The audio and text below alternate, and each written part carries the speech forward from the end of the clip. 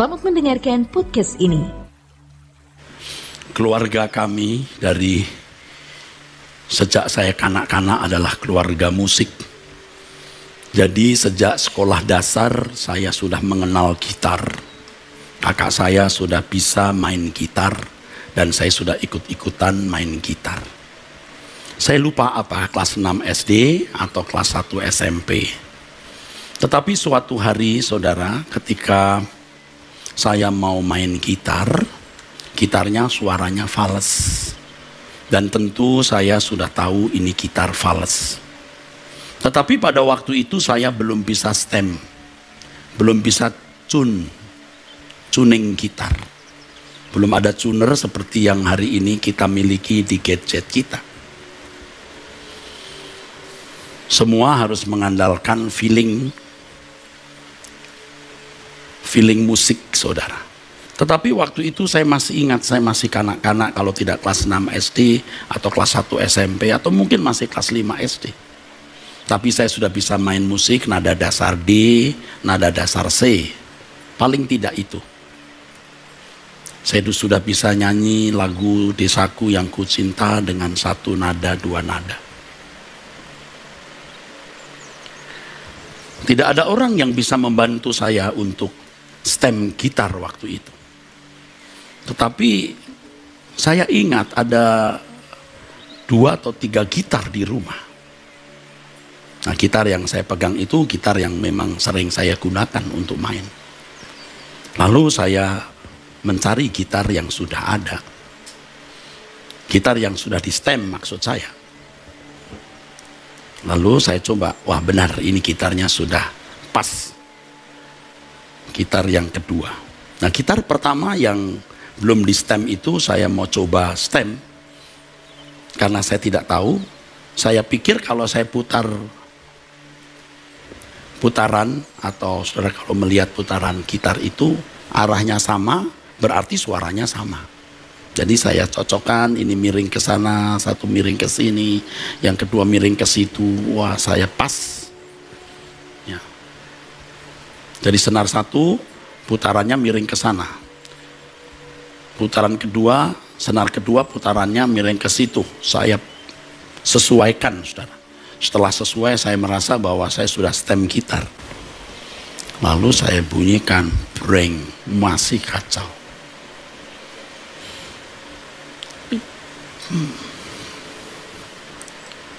Pengalaman itu membekas. Membekas sekali, saudaraku. Sudah sekitar 50 tahun yang lalu, tapi masih membekas. Dan saya selalu ingat, atau paling tidak kadang-kadang atau sering ingat. Tidak jarang waktu saya stem gitar, teng teng teng teng teng. Saya ingat waktu saya masih kanak-kanak mencoba menstem gitar dengan hanya menyesuaikan sudut putaran. Ternyata untuk stem gitar itu bukan sekedar sudut putarannya, tetapi feeling di sini. Teng teng teng teng. Yang kedua, dong dong dong dong. Kalau sudah bisa kan kita biasa stem teng teng teng teng teng teng teng teng teng, bisa cepat saudara. Ya. Saudara, ini sesinkron atau paralel dengan peristiwa kehidupan yang saya jalani. Waktu saya sekolah di sekolah tinggi teologi, walaupun tidak diajarkan secara eksplisit, tidak diajarkan secara terang-terangan, tetapi kesan yang ditimbulkan membuat konklusi atau kesimpulan di pikiran kita bahwa mengenal Allah itu mudah.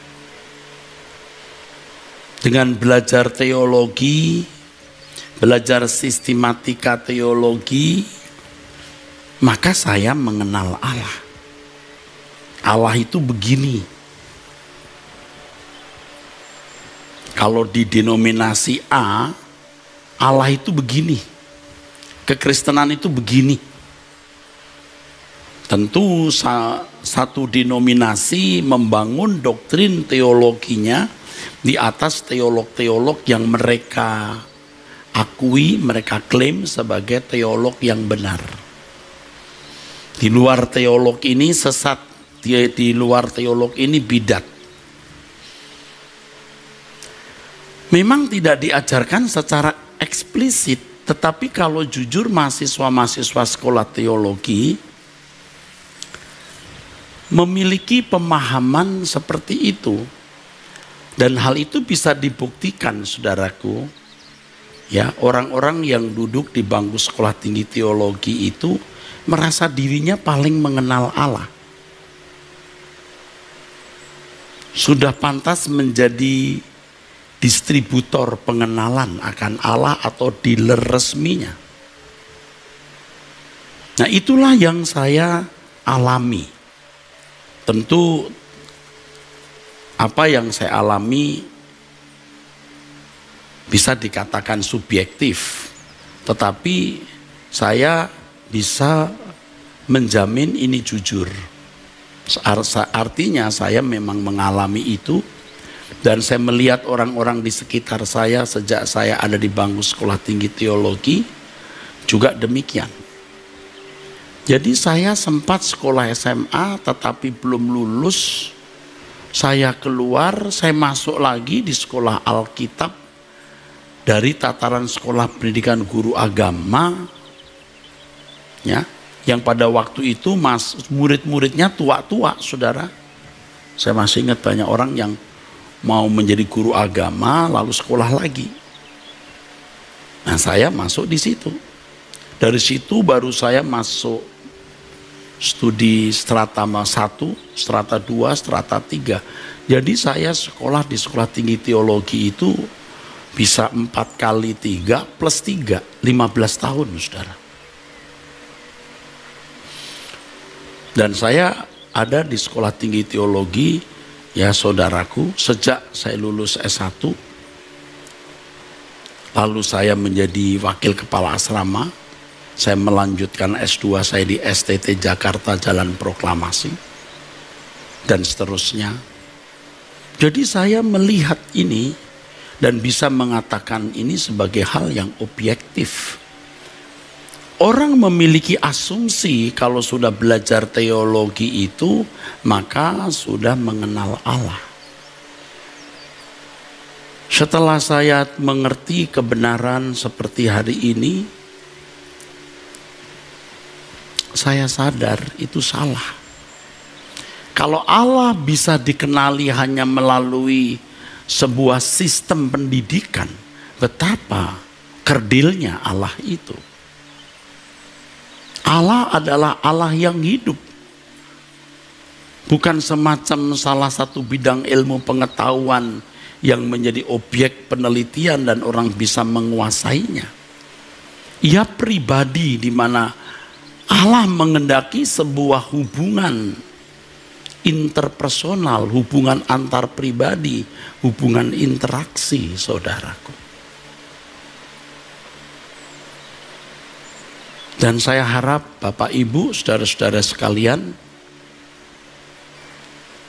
yang belajar teologi tidak merasa puas dengan pengetahuan secara kognitif yang saudara miliki dan saudara merasa sudah berjumpa dengan Allah dan mengenal Allah. Allah yang besar tidak boleh dan memang tidak bisa kita kungkung dalam kotak yang namanya teologi. Allah yang harus ditemui, di mana seseorang memiliki hubungan interaksi, interpersonal dengan Dia, dan mengalami Allah. Dan tentu pengenalan itu akan berdampak di dalam hidup.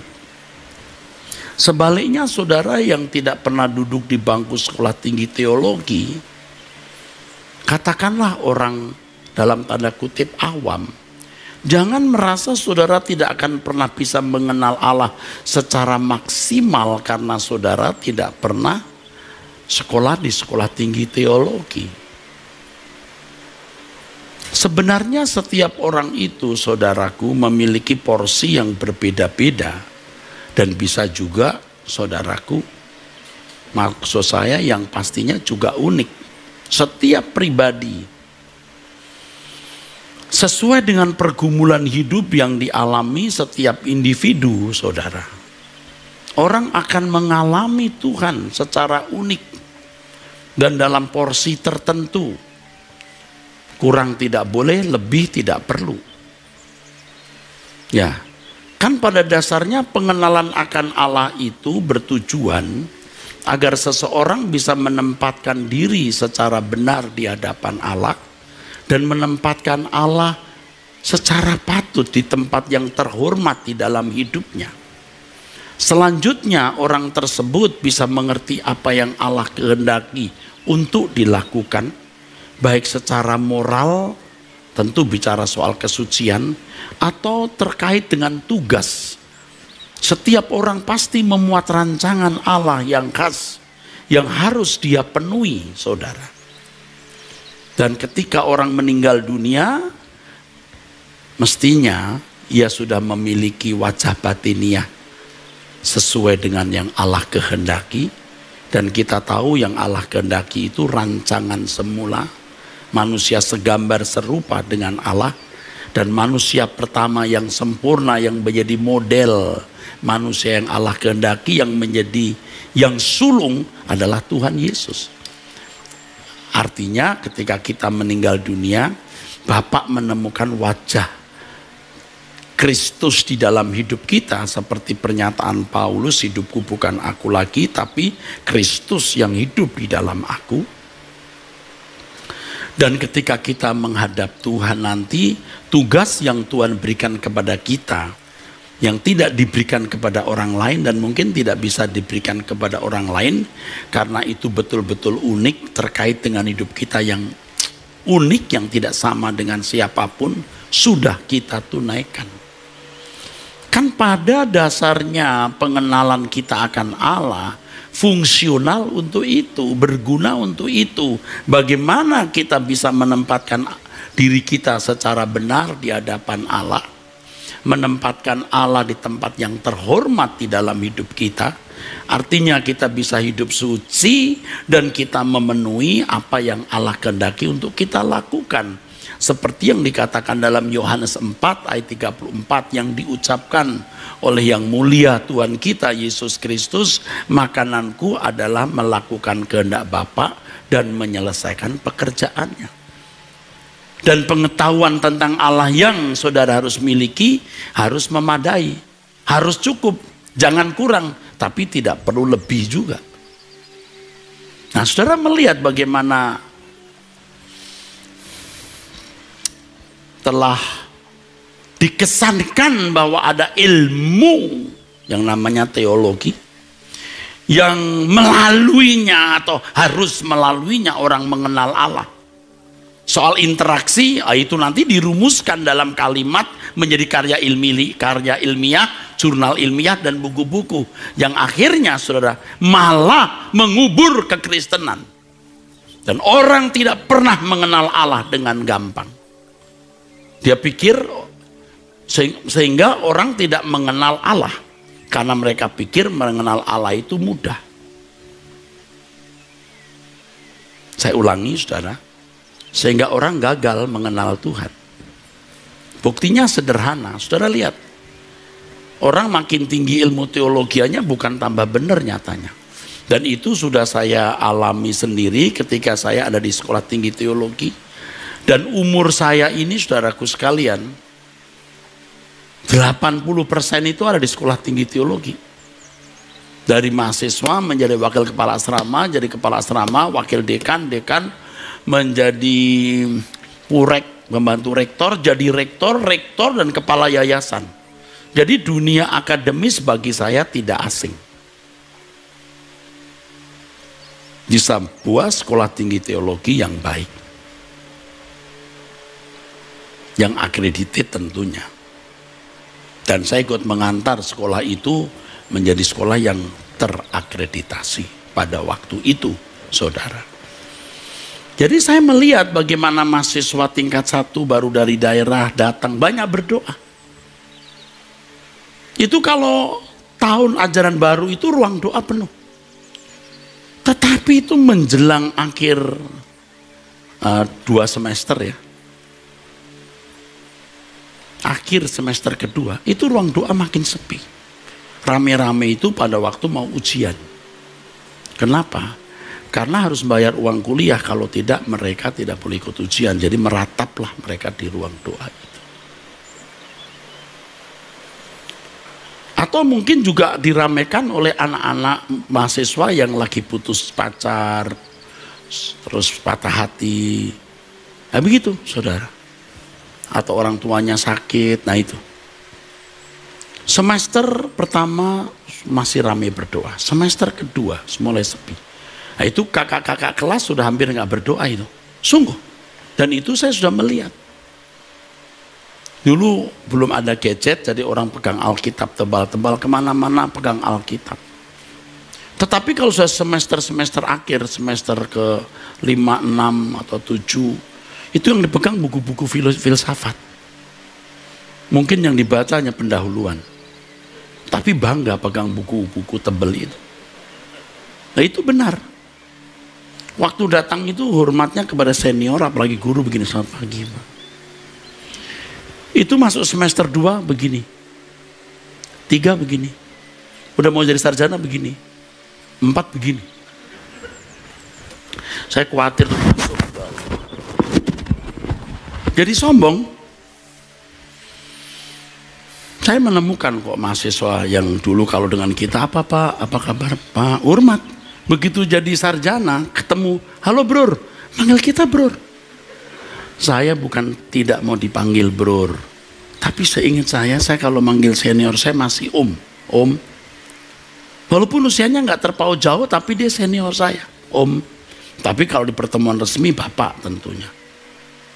Ini bisa loh, Bror, loh. Udah begitu saya dipeluk gini, gimana Bror? Loh, mau saya banting dia. Kenapa bisa begini ya? Kan mestinya orang makin tinggi stratumnya, makin rohani. Stratum 1 kurang rohani, stratum 2 magister lebih rohani. Lalu doktor, mesti rohani sekali. Tapi Anda lihat, makin tinggi stratumnya, makin sombong. Anda lihat di media sosial tuh dokter-dokter kalau bicara, tidak ada etikanya. Udah nggak bisa dibantah apapun alasannya. Saya ini bukan sedang pahit lalu balas dendam, karena saya paling banyak dibully. Tetapi saudara, saya pedih melihat itu dan sungguh sedih karena itu menjadi presiden buruk bagi anak-anak muda. Nah saudara, ketika kita mulai sadar bahwa teologi aku ternyata tidak bisa menjadi tangga aku menjangkau Allah, kita mulai merendahkan diri. Aku mau mencari Tuhan. Ketika kita duduk diam di kaki Tuhan, kita tanggalkan gelar kita. Pengetahuan kita yang kita pandang sudah setinggi langit. Saudara, saya bersyukur karena punya kesempatan sekolah di sekolah yang baik. Ya, S1 saya terakreditasi 4 tahun. Tapi saya menyelesaikannya 3,5 tahun plus skripsi karena saya mengambil banyak setiap kali semester. S2 saya di STT Jakarta 4 tahun, bukan 2 tahun. Lalu stratum 3 saya di STT Baptis. Prestasi saya tinggi, bukan mau saya banggakan, tidak. Summa cum laude. Tapi tidak membuat saya mengenal Allah dengan benar. Dan ini tidak bluffing, tidak hiperbola. Jujur, Saya merasa ada sesuatu yang salah ini di dalam hidup saya. Saya mulai mencari Tuhan. Saya tanggalkan itu gelar, saya tanggalkan seluruh pengetahuan teologi yang saya miliki. Dan saya seperti meraba-raba. Harus tekun meraba-raba ini. Berbahagialah orang yang percaya walau tidak melihat. Nah, pergumulan menemukan Allah ini yang tidak bisa diungkapkan dengan kata-kata. Tidak bisa dijelaskan secara lengkap dengan kalimat. Proses jatuh bangun kita, ups and down kita, tidak bisa. Tetapi kita harus memiliki tekad. Jika Allah itu hidup, jika Allah itu nyata, aku harus mengalami secara real. Dukun saja bisa ketemu gendruwonya atau setannya atau ilahnya atau tuyulnya. Kenapa aku tidak bisa bertemu dengan Allahku dan mengalaminya secara real? Harus tekun meraba-raba, tekun mencari Dia melalui kebenaran firman yang kita pelajari. Ya, tahun 2009 titik awal saya bertobat ulang. Ini pertobatan pendeta 2009. Pertobatan saya itu tahun 1976, 77. Sekitar tahun 1978, 79 saya masuk sekolah teologi. Masih muda sekali, saudara. Tetapi proses yang saya alami itu panjang dan tentu tidak bisa saya ungkapkan semua di sini. Tetapi 2008-2009 itu saya mengalami guncangan yang hebat dan tidak perlu saya kemukakan di sini. Di situ saya mulai banyak duduk diam dan menyatakan, pasti ada kekristenan yang benar. Pasti ada kekristenan yang benar. Saya mulai meraba-raba. Dan tahun-tahun itu kemudian saya menemukan kebenaran mengenai corpus delicti. Yang itu mengubah hidup saya, dan saya percaya bagi Bapak Ibu yang belajar mengenai kebenaran ini pasti juga diubah. Dari perjumpaan dengan Allah tersebut, saudaraku, Tuhan mengajar banyak hal. Pastinya Allah mengajar kita memiliki kekudusan seperti kekudusannya. Dan itu pergumulan yang berat. Perjuangan yang luar biasa. Yang tidak bisa diungkapkan. Kepada para warrior, orang-orang muda yang sedang saya bimbing untuk menjadi laskar-laskar Kristus. Besok hari Senin jam 7 saya akan berbicara kepada kalian dengan judul Against the World. Kita lawan dunia. Saya agak terlambat melawan dunia karena ada masa-masa di mana saya menjadi pendeta yang nyaman. Dan saya menikmati kenyamanan itu. Walaupun saya tidak rusak dan brengsek, tetapi lumayan brengsek juga. Yang tahun 2009 itulah saya mulai mengalami pembaharuan hidup. Saya meraba-raba. Terus tentu sampai hari ini. Tetapi tidak terus meraba-raba karena Tuhan menyatakan diri. Dan banyak pengalaman yang tidak bisa diungkapkan dengan kata-kata.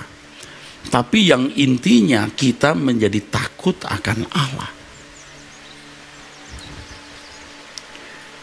Hati kita haus, lapar akan kebenaran. Bagaimana dalam segala hal yang kita pikirkan, kita ucapkan, kita lakukan, kita mau selalu sesuai dengan pikiran dan perasaan Allah. Lalu Tuhan mengajar kita untuk melihat langit baru, bumi baru, fokus langit baru, bumi baru. Dan kita rela memberikan segenap hidup kita tanpa batas untuk Tuhan. Kita perkarakan apakah ada bagian dalam hidup kita yang belum kita persembahkan bagi Tuhan. Nah, pengalaman dengan Tuhan itu tidak bisa, saudaraku, dijelaskan dengan kata kalimat. Tidak cukup maksud saya. Tetapi mestinya Bapak Ibu saudara sekalian memiliki nurani untuk bisa membedakan kebenaran yang mengubah atau sekedar pengajaran doktrin yang hanya mengisi pikiran yang kemudian membuat kita menjadi angkuh, sombong, dan biasanya tidak bisa tidak menyesat-nyesatkan orang, membidat-bidatkan orang, menyalahkan orang lain.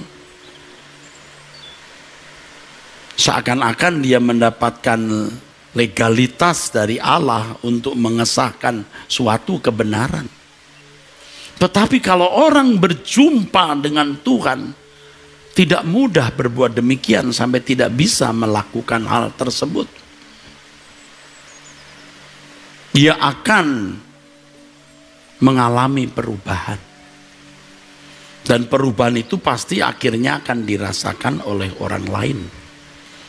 Dan kalau saudara tidak bersentuhan dengan orang yang memang diubahkan oleh Tuhan, tidak bersentuhan secara langsung, tetapi seperti yang saya katakan tadi, nurani saudara mesti bisa membaca dan merasakan bahwa orang ini mengubah hidup saya. Tuhan melakukan hal-hal yang besar juga melalui manusia. Dalam hal ini Tuhan memakai jawatan guru, gembala sidang untuk mengubah orang. Makanya orang-orang seperti saya ini betapa besar tanggung jawabnya. Saya harus terbang lebih tinggi dari saudara, harus punya pengalaman lebih banyak dari saudara untuk bertemu dengan Tuhan, harus benar-benar lebih kudus, harus benar-benar lebih rela melepaskan segala sesuatu yang dimiliki bagi pekerjaan Allah, harus bisa menjadi teladan. Pada waktu menyanyi, berdoa, berkhotbah, ada pancaran hadirat Allah atau paling tidak spirit gairah dari apa yang dia miliki, yang dijalani dalam hidup setiap hari. Jadi tidak mudah, saudaraku. Nah, masalahnya khususnya bagi Bapak Ibu, saudara-saudara sekalian yang belajar teologi, yang memiliki gelar atau memiliki jabatan. Kalau kita sudah terlanjur memiliki gelar tinggi, jabatan tinggi, untuk kemudian starting from zero, mau nol kembali, itu sulit. Sudah hebat, sudah merasa serba tahu tentang Tuhan. Tetapi saudara, kesombongan seperti ini membinasakan kita. Jadi kita harus merendahkan diri seakan-akan kita tidak pernah belajar teologi, tidak memiliki gelar, tidak memiliki jabatan atau kehormatan. Kita meraba-raba, kita seperti starting from zero. Itu memang sulit. Tetapi saya sudah melakukannya sejak tahun 2009. Saya mulai belajar untuk itu. Sampai hari ini, saudara, yang karenanya saya bisa menyampaikan hal tersebut. Bagi Bapak Ibu yang tidak pernah sekolah di sekolah tinggi teologi, jangan saudara merasa saudara tidak bisa mengenal Allah secara maksimal. Bayangkan kalau orang bisa mengenal Allah secara maksimal hanya karena di sekolah tinggi teologi. Berapa persen manusia di dunia ini yang di sekolah tinggi teologi? Belum tentu ada 0,5%, saudara. Bagaimana dengan yang lain?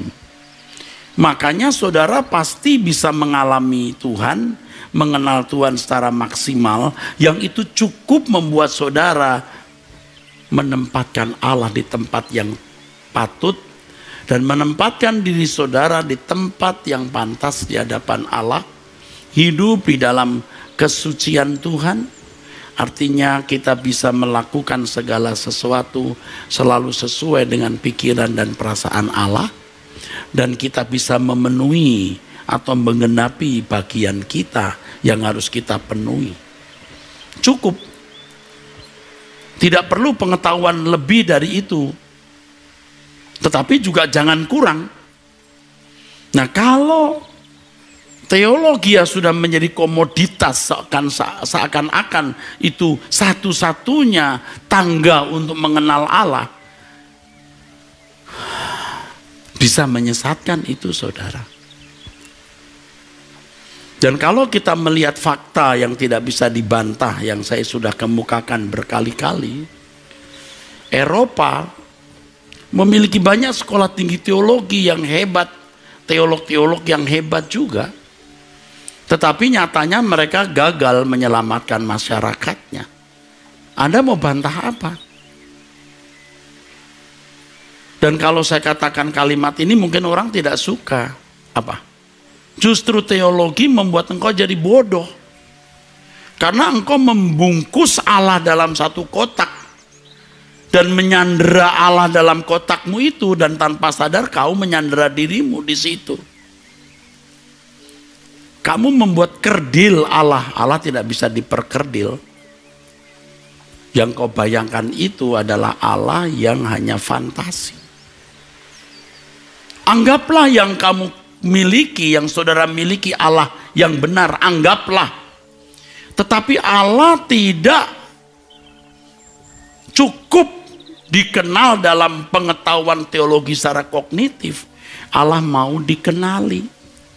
Nah, ekstrimnya saya terpaksa berkata lebih baik tidak pernah tahu teologi tetapi memiliki interaksi yang benar dengan Allah, memiliki pengetahuan yang cukup tentang Allah di dalam hidupnya, yang itu fungsional, berguna, membuat dirinya bisa menempatkan Allah secara benar, menempatkan dirinya secara benar di hadapan Allah, hidup dalam keberkenanan Tuhan, dan bisa memenuhi yang Allah kehendaki untuk dipenuhi dalam hidup. Cukup. Nah, teologi malah membuat seperti benang kusut, dan itu komoditas orang-orang tertentu mencari nafkah atau cari panggung. Dan kita melihat bagaimana gereja bertikai, para pemimpin bertikai, saling mengutuk, mengucilkan, bahkan sampai membunuh demi ajaran yang mereka klaim benar. Itu abad kegelapan, dan kita tidak mau mengulangi itu di sisa umur hidup kita ini dan di sisa umur dunia kita yang singkat ini, saudara. Kalau orang benar-benar mengenal Allah, benar-benar bertemu dengan Allah, itu bahagia sekali. Hidupnya akan diwarnai pesta. Bukan pesta seperti pengertian umum. Pestanya adalah ketika ia bisa menyukakan hati Allah, hatinya bersuka cita. Sukacita yang tentu juga tidak bisa disamakan dengan sukacita dunia ini.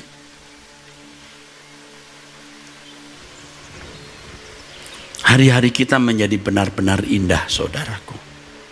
Yaitu ketika kita bisa melakukan segala sesuatu sesuai dengan pikiran perasaan Allah.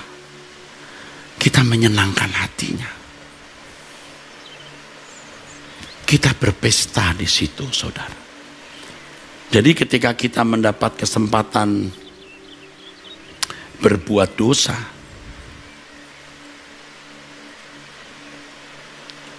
tapi kita berkata tidak, kita menyukakan hati Allah.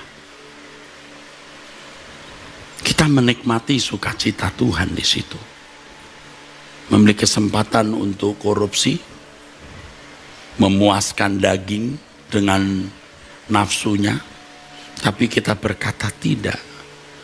Karena segala sesuatu selalu kita pertimbangkan dengan perasaan Allah. Apakah dengan melakukan hal ini aku menyenangkan Tuhan atau tidak. Dan ketika kita bisa melewatinya, dengan keputusan-keputusan yang sesuai dengan pikiran perasaan Allah, kita menikmati kebahagiaan, menikmati sukacita. Orang yang benar-benar mengenal Allah itu, saudaraku, hidupnya pasti makin hari makin bersih. Jadi kesucian itu bukan sesuatu yang mustahil, sebab Tuhan sendiri yang berkata, kuduslah kamu sebab aku kudus. Kita bisa menikmati pesta, sukacita, hidup ketika kita diberi Tuhan kesempatan untuk mengulurkan tangan kepada orang yang membutuhkan pertolongan. Tuhan kirimkan Lazarus di dalam hidup kita, di mana kita bisa mencurahkan hidup kita. Kita seperti anggur tercurah dan roti yang terpecah. Ada kodrat di dalam diri kita di mana kita enggan memberikan sesuatu, membagi milik kita untuk orang lain. Kecuali itu anak sendiri, pasangan hidup, atau keluarga dekat, atau saudara kandung, atau sahabat dekat. Tapi kalau orang yang tidak termasuk itu bukan sesama. Tuhan mengajarkan kepada kita, sesama kita adalah setiap orang yang Tuhan taruh untuk kita tolong, seperti orang Samaria yang baik hati, yang bertemu dengan orang yang dirampok, yang turun dari Yerusalem ke Yeriko. Kita menikmati sukacita waktu kita menjadi roti yang terpecah, menjadi anggur yang tercurah dan roti yang terpecah, saudara. Interaksi kita dengan Tuhan itu menjadi hidup. Hubungan interpersonal kita itu menjadi hidup. Mesin bertuhan kita itu baru hidup. Irama bertuhan kita itu baru hidup, saudara.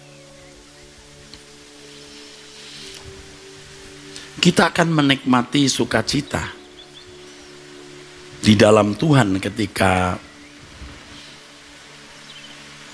kita diperlakukan orang tidak adil, kita dijahati, tetapi kita membalas kejahatan dengan kebaikan, dengan doa dan ketulusan, dengan belas kasihan. Bukan ngeledek, kasihan deh lo, bukan, tapi kasihan kamu. Saya kadang-kadang membayangkan orang seperti ini nanti kalau di hadapan pengadilan Tuhan bagaimana ya. Kasihan. Tapi ketika kita bisa memberi pengampunan, doa yang tulus kepada orang yang menyakiti kita, ada sukacita. Karena Tuhan sukacita. Dan kita bisa merasakan sukacita Tuhan, itulah hubungan interpersonal kita dengan Allah. Makanya saudaraku, orang yang benar-benar menjumpai Tuhan itu menjaga perasaan sesama. Tidak akan melukai, tidak akan merugikan. Tidak akan membongkar kejahatan orang atau kesalahan orang semena-mena. So masing-masing orang memiliki urusan dengan Tuhan. Apalagi kalau sampai memfitnah, yaitu bukan anak Allah tentunya.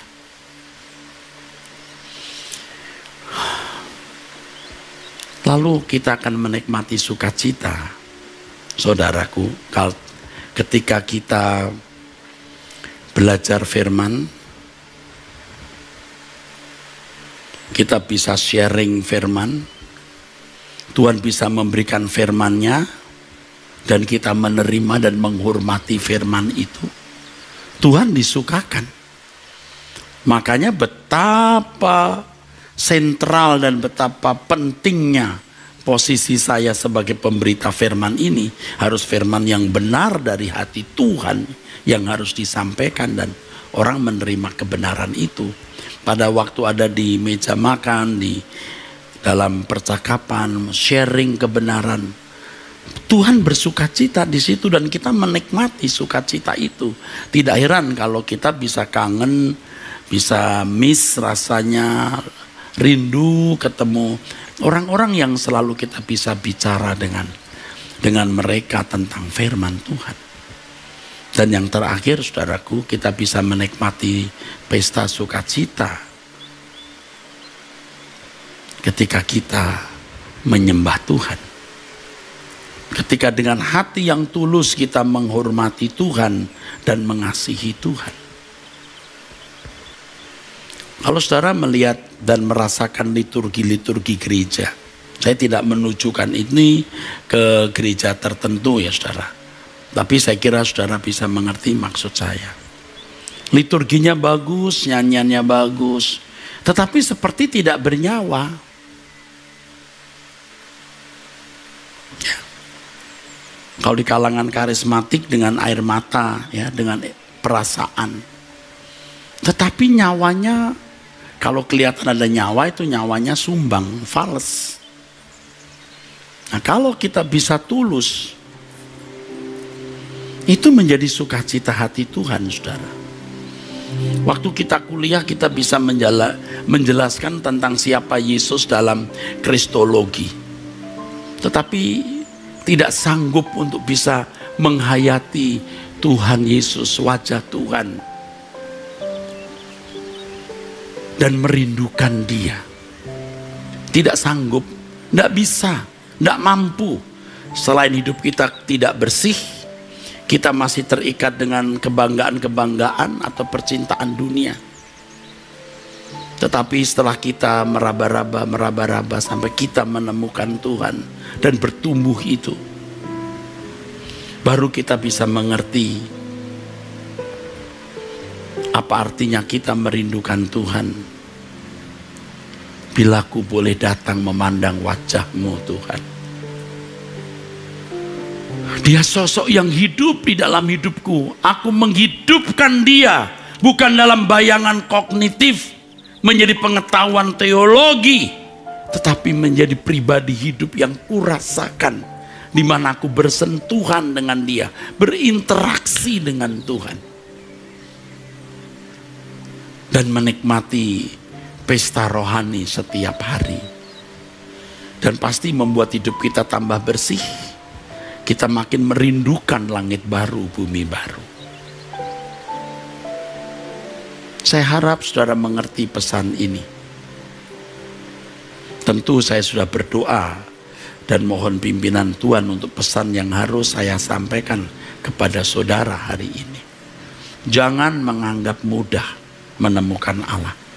Jangan berpikir mencari uang, berkarir lebih sukar dari mencari Tuhan, sehingga orang lebih mendahulukan hal-hal dunia.